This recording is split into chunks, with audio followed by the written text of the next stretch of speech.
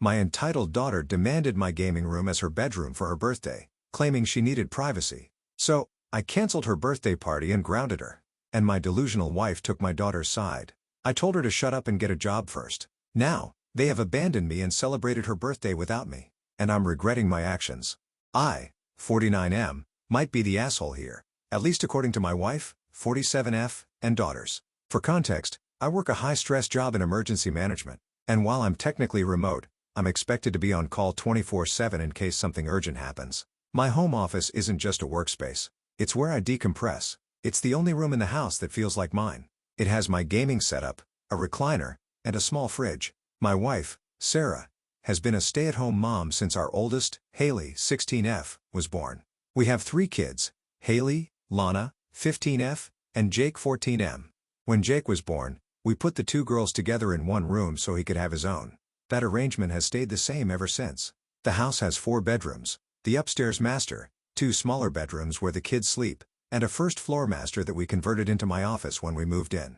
That downstairs space was supposed to be a temporary setup for work emergencies, but over the years, it's become my sanctuary. After 14-hour days and constant interruptions, I need a place where I can just exist. Haley turned 16 this past Friday, and the issue came to a head again. She's been asking for her own room. She says she feels like she has no privacy, no space to grow into herself, and she's constantly fighting with Lana. I'll admit, the 2 of them have never been super close, and lately, it's gotten worse. There's yelling almost every day, slamming doors, passive-aggressive notes on who used what towel. It's a mess. Sarah came to me after Haley's birthday dinner and asked if we could talk about giving Haley the office. She said she and the girls had been discussing it and they think it would be a fair solution. Sarah suggested we move my desk into our bedroom.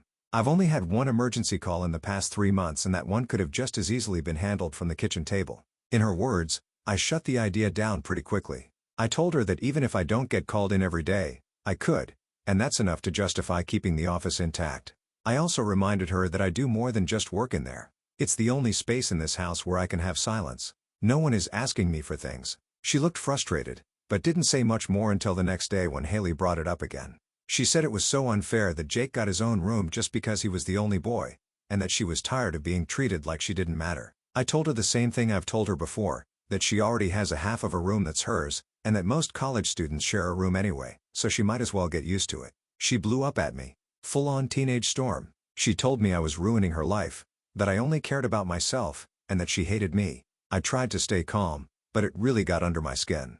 I asked her if she'd rather switch with Jake and share a room with him, and she went, "You absolutely not." Like I just asked her to live in the garage. Sarah didn't appreciate the sarcasm and we ended up in a full-blown argument. She said I was being selfish, that I don't understand what it's like to be a teen girl without personal space, and that maybe if I spent less time hiding in my man cave and more time being present, Haley wouldn't be so resentful. I shot back that maybe if she worked, we'd have a bigger house where everyone could have their own room.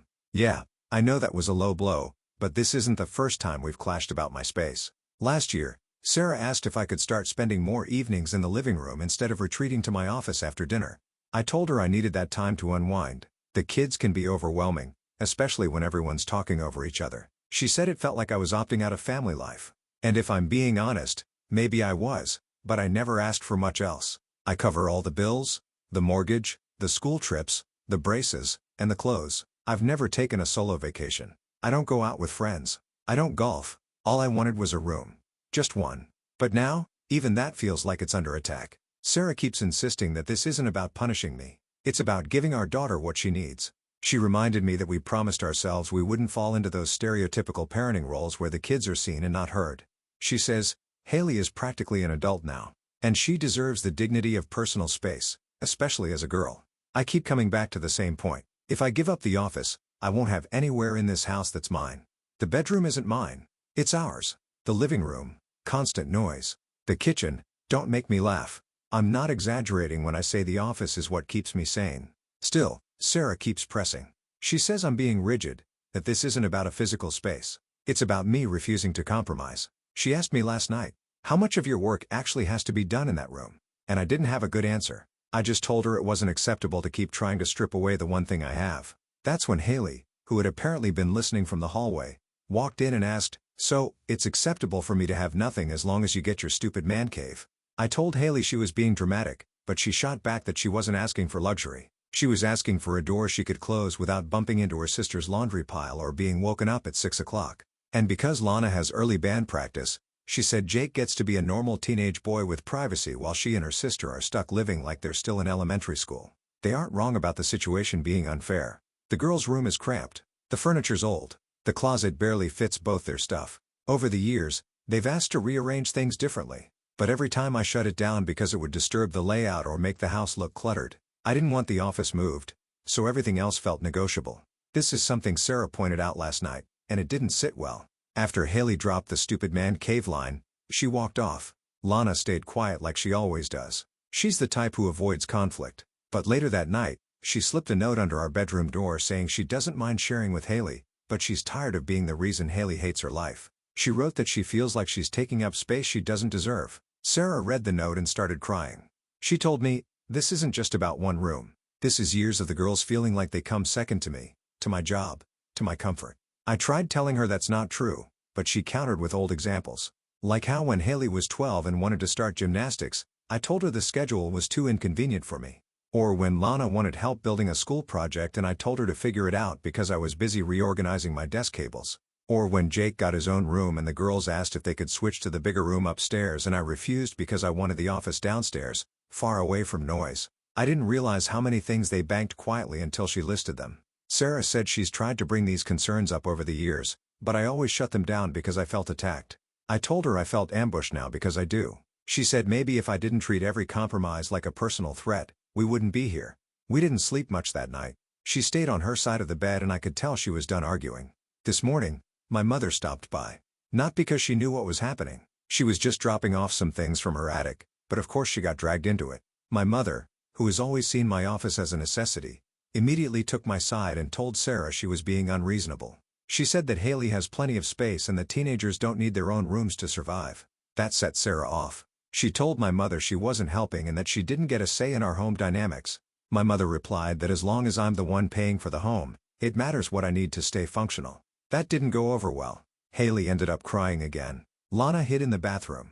Jake stayed in his room, pretending none of this involved him. And here's where I completely lost control of the situation. I told Sarah in front of my mother that this entire argument wouldn't exist if she'd gone back to work when the kids reached school age, because we could have either afforded a bigger house or hired someone to help with the household. So, we weren't on top of each other. I told her it wasn't fair that everything has to come out of my comfort when I'm the one making the lifestyle possible. She looked at me like I'd slapped her. She said she gave up her career for our family because that's what we agreed on. And now I was acting like her life had been a vacation. She said I've resented being needed for years and that the office isn't about work, it's about hiding from all of us. Haley came downstairs right then and said she didn't care anymore that she'd crash at her friend's house for a while because it was better than living somewhere she's not wanted. I never said she wasn't wanted. Not even close. But she said that's what it feels like. And that feeling is because of me. Later in the afternoon, Sarah asked me one more time, if the emergencies are so rare, why is the office non-negotiable? Why can't you work from our room or the dining table like you've done 100 times? I didn't know what to say without admitting the truth that the office is more about my comfort than my job. That I've convinced myself I need it because it's the only part of my life that isn't chaotic. But I didn't say any of that. I just repeated that it wasn't acceptable to give it up. She stared at me for a long time and said, "You're choosing a room over your daughter's." And I didn't deny it strongly enough. Now the whole house feels off. The girls barely look at me. Sarah's being civil but distant. My mother thinks everyone but me is being dramatic. I don't know anymore. I get that I may have handled things poorly, but I can't shake the feeling that I'm being asked to give up the only thing that keeps me stable. At the same time, I can't ignore that my daughters are miserable and my wife feels abandoned. So, I'm turning to Reddit because I genuinely don't know if I'm justified or if I've just convinced myself I am. Ada comments. Comment 1. Jesus Christ. OP, you're 49. Are you sure you are not 9? You threw a tantrum because your sanctuary has LED lights and a fridge. I get needing space. Hell, I'm a dad with 3 kids, too. But if your teenage daughters are crying, writing notes about taking up space, and trying to sleep at friends' houses, you failed as a parent, man. And that I pay the bills line, that's weak. You didn't marry a roommate. You married someone who gave up her career to raise your kids while you got to sit in a fancy chair playing Call of Duty or whatever the hell you do in there. You built an escape hatch and got mad when the rest of the family asked to breathe too. You're not an RC hole because you want a room.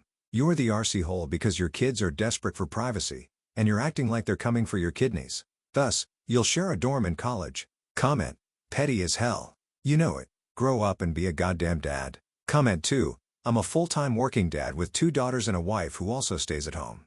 I get where you're coming from about needing space. Really, I do. But what pissed me off reading this is how you dismiss the emotional labor your wife carries like it's invisible. You act like your job is the only real work because there's a paycheck, but your wife's been managing 3 teens through puberty while you sit in your little bunker avoiding chaos. She's running the day-to-day, mediating sibling fights, carrying their feelings, and now doing damage control between you and the girls. You get to log out. She doesn't. And don't even get me started on Jake getting a room because he's a boy. That double standard already caused damage. Now it's just plain favoritism. At some point, your kids are going to stop asking and just emotionally check out. You're choosing 4 walls over your daughters. Uda, comment 3. I'm going to take a different angle here. Yeah, but I think it goes deeper than that. You're someone who's built their identity around control and utility. Your job gives you authority. Your office gives you isolation. The problem is you've started seeing being needed as a threat to both of those things. If you want, I can also expand this into a full Reddit-style comment with more depth and heat. Look at how you talk to your wife like her request was an attack on your existence. It wasn't. It was a plea from someone carrying the emotional load of this house while you focus on the financial. You don't want to give up the room because it's your only sense of autonomy. But that's not how families work. Your kids are in critical developmental years. Your wife sounds like she's at the end of her rope. You're prioritizing theoretical emergencies over real ongoing ones. You need to look in the mirror and ask yourself, what's this office really protecting you from? Because it's not work. It's accountability. Update. So, since my last post, things haven't improved. If anything, they've gotten worse. I tried to compromise. That's what everyone kept saying, right? Just compromise. So, I moved my desk and equipment out of the office and into our bedroom like Sarah suggested. It was a logistical nightmare. Wires everywhere. Barely any room for the chair to move. And I kept bumping into the dresser every time I stood up. The lighting sucked for Zoom calls. I tried working like that for 4 days. I wasn't sleeping well. And Sarah kept sighing every time I had to take a call or move something around. I assumed she'd eventually admit it wasn't working. I thought she'd get fed up with the cords and the constant movement and say, okay, let's move things back. But she didn't. She just acted like everything was normal. Like she was calling my bluff. After a week of that, I gave up. I moved everything back into the office. I even put the sign back on the door. I didn't tell anyone, just did it. That same night, I boxed up Haley's things from the office. She'd started moving a few small personal items in there and left them outside the door. Not thrown or damaged, just removed. It was never her room. That triggered another argument. Haley and Sarah both accused me of bulldozing their feelings. I asked Sarah directly, was it really working for you having all my stuff in the bedroom? She shrugged and said, it doesn't matter what works for me. Apparently, nothing ever does. I reminded her that I was the one who tried to compromise. I tried it her way. I moved my setup, she said. Trying doesn't mean much. When the second it's uncomfortable, I revert back to what's best for me and no one else. After that, I said something I regret. I told her again that if she wants veto power on household decisions, maybe it's time she got a damn job. I said I'm tired of carrying the entire load while being treated like the villain in my own house. That shut her up, but not in a good way. She left the room and for the first time in our marriage, she didn't speak to me for the entire next day. I tried to play it off, but the tension was heavy. Lana won't even look at me. Jake acts like I'm invisible. Haley's made it clear she's done asking for anything and her birthday plans got cancelled. I called them off. We were going to do a small dinner out with a few of her friends. I told her that if she can't respect me as a parent, I'm not throwing a party so she can pretend everything's fine. That backfired hard. Sarah said I'm punishing Haley emotionally to defend my precious room. Haley said I weaponize money. I reminded them that none of them mind when I'm paying for new phones or school events. But the second I want one thing that's just mine, I'm the bad guy. I even tried bringing up Jake's room again. I asked him directly if he'd be open to switching with Haley. He flat out said no. I've never expected him to take sides, but it feels like no one wants to understand where I'm coming from. They just want to watch me fold and then clap when I give in. I brought this up to Sarah how Jake refuses to get involved and how Lana won't even express her own opinion unless Haley does first. I told her it feels like no one in this house has my back. She said maybe because you haven't had theirs in a long time. I don't know what she wants from me anymore. I go to work. I pay for everything. I've given up vacations, hobbies, and friends so this family could have stability. I've eaten crap for years just so the kids could have the best school, the best clothes, and the best life. But apparently, unless I'm also available for therapy, TikTok trends, and emotional round teas, I'm a monster. I can feel this family slipping. I know it. There's a weird coldness in the air now. Like, everyone's just counting down until they don't have to deal with me anymore. Honestly, I think they're going to leave. I can see Sarah packing up mentally. Haley's probably already made plans to live with her friend when she turns 18. Lana avoids everything. Jake stays in his room. I don't even know what's going on in his life.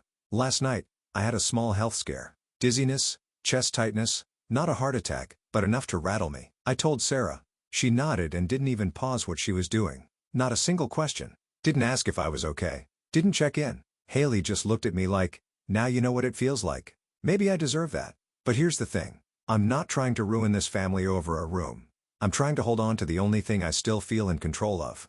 Everyone else in this house has opinions, emotions, and needs. They're allowed to explode, cry, sulk, and storm off. I'm just expected to absorb it all. So, when I say the office is important to me, I'm not just talking about a desk and a chair.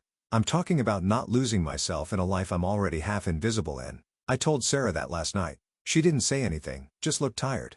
I keep asking myself, why is it always me who has to bend? Why does compassion only flow one way in this house? I get that the kids are still young and learning, but I've raised them to be thoughtful. And yet, here I am. The ATM with a target on his back. I know I've made mistakes. I know the birthday thing was cruel. I've apologized for that. I regret saying what I said about Sarah getting a job, even if I meant the frustration behind it. But where's the grace for me? Where's the understanding that I'm human, too? At this point, I honestly don't know what's left. I'm the provider, the punching bag, the scapegoat, and now I'm the guy who won't give up a room. That's how they'll remember me. Maybe that's all I am to them now. Comments. Comment 1. Dude, you sound like my dad, and I haven't spoken to him in 5 years. Your wife is checked out because you've taught her that talking to you leads nowhere. Your daughter's acting out because she has been asking nicely for years and got ignored. Your kids don't side with you because they've learned that siding with you gets them nothing but silence, stress, or guilt trips. And the most telling part, your health scare didn't make anyone react. You've made yourself so unreachable that your family doesn't even know how to care anymore. That's on you. Not the office. Not the job. Uda. And not just for the room, but for letting your ego matter more than your presence. Comment 2. What strikes me most is that your family's response to you isn't anger anymore. It's distance. That means they've given up trying to be heard. Your kids aren't teenagers begging for attention. They're teenagers quietly adapting around the absence of a dad who's always been working. Your wife isn't arguing anymore. She's detaching. You call it cold, but it's survival. People stop fighting when they realize no one's listening. You call them ungrateful for not taking your side. But sides are for people trying to win. They're not trying to win. They're just tired. You've been waiting for someone to throw you a rope, but you've done nothing to make the climb back possible. If your family is just waiting to leave, like you said, then that's not paranoia. That's insight. It means somewhere deep down, you know they're already halfway out emotionally. Don't let pride finish the job. Comment 3. You unilaterally decided your family needed to suffer a little to make your point. Moved your setup to the bedroom, waited for your wife to complain, and when she didn't, you pouted and moved it all back like a child who didn't get a reaction. That was a test, not a compromise. And when your daughter expressed reasonable needs, you punished her. You canned her birthday plans to assert dominance. Then you pulled the oldest trick in the controlling parent playbook, blaming your kids for not taking your side. What side? This isn't a custody battle. It's your house. You set the tone. And right now that tone is, your comfort is a threat to me. You want grace and compassion from children when you've modeled none. You want your wife to back you up while you mock her for not earning a paycheck. You're not protecting yourself. You're waging a war over a effing room because you don't know how to be vulnerable. No one's making you choose the room over your family. You're doing that all on your own. Uda update. I honestly thought things would cool off. I figured Haley would calm down. Sarah would eventually come talk to me and we'd find some middle ground. Instead, everything I thought was stable just cracked. Haley ended up having her birthday celebration just not here. Sarah took her to her parents' house and they stayed there for an entire week. No call, no text, not even a curtsy message telling me they made it safely. I found out through a photo my sister-in-law posted. Haley blowing out candles on a cake I had no idea existed. My wife's whole family smiling like nothing was wrong. Meanwhile, I was home with Jake and Mana, and even they barely spoke to me. When the week ended, they didn't come back. At first, I thought it was some kind of message, like they wanted me to reflect. But no, they just moved. They took clothes, toiletries, and school stuff. Sarah's side of the closet is half empty now. She didn't bother packing everything, which somehow hurt more, like she wasn't sure she'd ever need the rest. Before she left, she told me she was looking for a job. She already had interviews lined up. And then she said the word I never thought I'd hear from her. Separation. I tried to clarify the thing I said about her getting a job. I told her honestly that I didn't mean she was freeloading. I told her I appreciated the years she put in running this house. I told her I love her. I said I lashed out because I felt cornered, not because I thought she wasn't contributing. She just said, "You only appreciate what I did now that I'm gone." I asked what she wanted me to do to fix this. She said, "You had a chance to listen before everything exploded. You didn't care until the consequences hit you." After that, she walked out with Haley. Both of them went back to her parents' house. Haley looked at me like I was a stranger. The worst part is that Lana and Jake stepped around me like ghosts. Polite, barely a whisper, doing whatever chores without complaint, eating quietly, staying in their rooms, and avoiding eye contact like conflict might trigger another blow-up. I tried talking to them. I tried bringing up the house, the room, and the situation. Jake said he didn't want to get dragged in. Lana said, "It's between you and Mom. These are my children and they sound like adults keeping emotional distance to protect themselves. I've never felt more shut out in my own home." I panicked. I won't lie. I started trying everything I could think of to show them I was willing to fix things. I told the girls they could redesign their whole bedroom, new paint, new furniture, whatever they wanted. I said I'd pay for all of it. I told them we'd convert the storage space or the attic into something usable. I said we could reconsider the office setup, that I'd figure something out. None of it mattered. They'd already left with their mom. At one point, I tried something stupid and childish. I sent Haley a message asking if she wanted money to buy herself something nice. Birthday makeup, clothes, whatever. Not a bribe, just trying to reconnect. She didn't respond. She didn't even read it. I tried calling Sarah to ask if we could talk in person. She said she wasn't ready. I offered to go to counseling. She didn't say no, but she didn't say yes either. She said, "I don't know if we're at the point where counseling is enough." When things hit rock bottom, I started staying at a cheap motel a few nights a week. I told myself it was because I needed time to think and decompress, that the house felt too big and too empty without them. But the truth is, I didn't want to sit alone in the office. The room I defended like a damn treasure chest because all I could hear was the echo of what it cost me. I kept telling myself the motel stays were temporary, that they'd come home, that this would blow over. But every time I checked my phone, nothing. Then came the final blow. After another argument through text me asking when they were coming back, Sarah saying she wasn't sure, Haley posted another picture from her grandparents. It wasn't a birthday photo this time. It was her smiling in a newly rearranged guest room with her grandmother. And the caption was, "Finally have a room." That one felt like someone dug their fingers into my ribs. I'm losing them. They're slipping out of my life because I picked a room over being a present husband and father. And the worst, most humiliating part, I still can't make myself say, "Take the office." Not because I don't care, God. I do. It's eating me alive. But because giving it up now feels like handing them a trophy for beating me. 2 nights ago, I went back to the house and looked around my office. My gaming chair, headset, monitors, all the stuff I once fought so hard to keep untouched. And I realized I had no idea why I fought so damn hard for it. I tried to tell myself it was about work, stability, and mental space. But when everything around you collapses, what's left to defend? I'm sitting here now staring at the same walls. And for the first time, I actually hate this room. I've begged the kids to come back. I've told Sarah I'll do anything. Therapy, mediation, moving, downsizing. Hell, I even said I'd get rid of the office entirely. But she says trust doesn't reset overnight.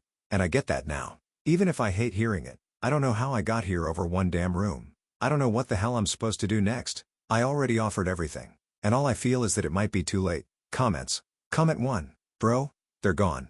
You can write another essay, throw yourself a pity party, or scream into a headset. It doesn't matter. Your family checked out months before they physically left. You just didn't notice because you were too busy protecting your space. I've been you. I defended my right to unwind.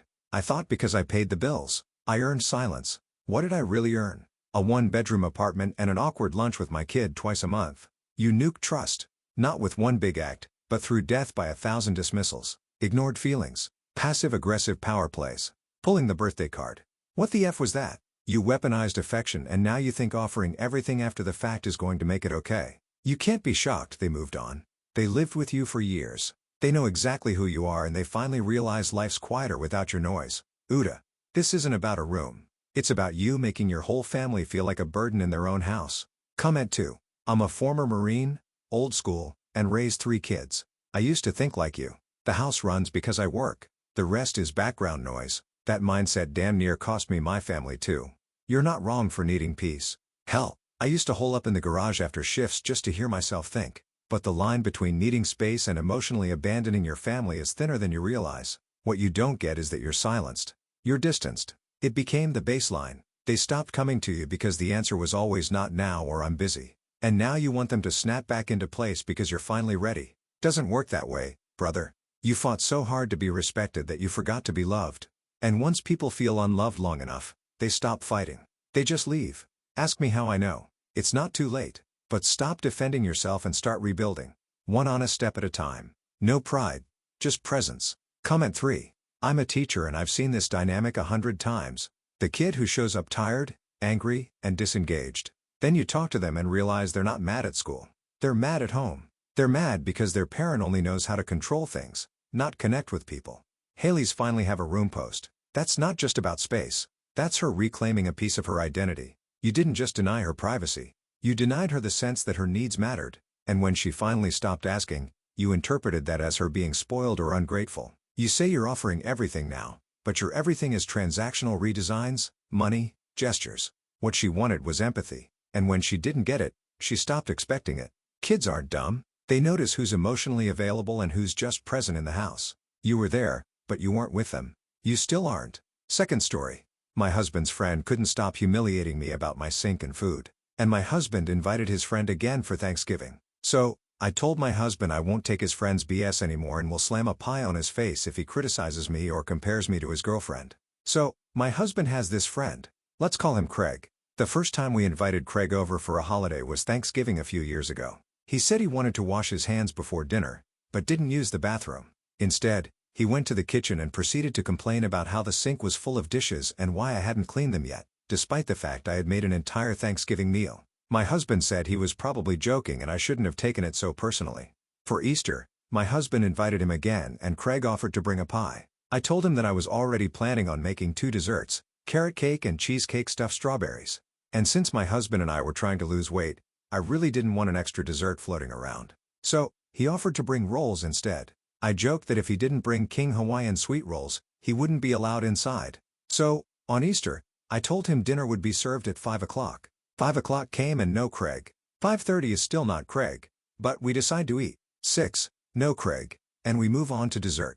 At 6:30, we finished eating and decided to relax in the living room. 7. Craig finally shows up with his girlfriend, and I see he brought King Hawaiian butter rolls. At this point, I didn't really care since I already ate dinner without a roll. But what really got me was he brought the pie. So Craig goes to wash his hands and can't help but make a comment about the dishes in my sink. He then complains that my food is nowhere near as good as his girlfriend's, which probably had something to do with the fact that the food was now cold.